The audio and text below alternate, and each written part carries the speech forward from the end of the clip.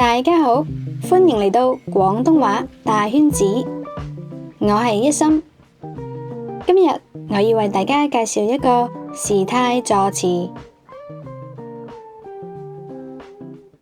學新嘢，賣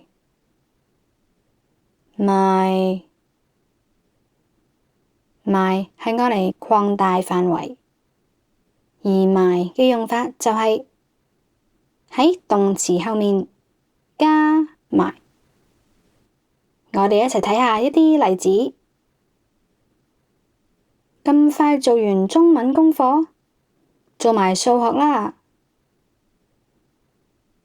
咁快做完中文功課，做埋數學啦。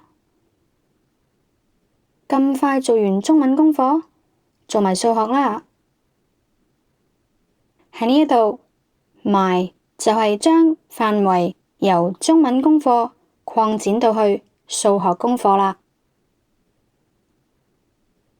咁快做完中文功課，做埋數學啦。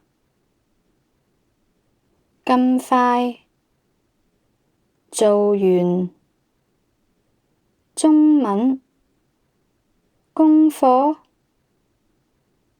做埋數學啦。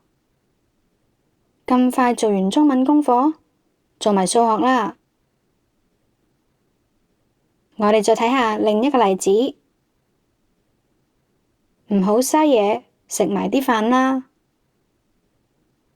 唔好嘥嘢，食埋啲飯啦。唔好嘥嘢，食埋啲飯啦。喺呢一度，賣就係將個範圍擴展到所有嘅飯。唔好嘥嘢，食埋啲飯啦。唔好嘥嘢，食埋啲飯啦。唔好嘥嘢，食埋啲飯啦。好，咁大家就練習下啦。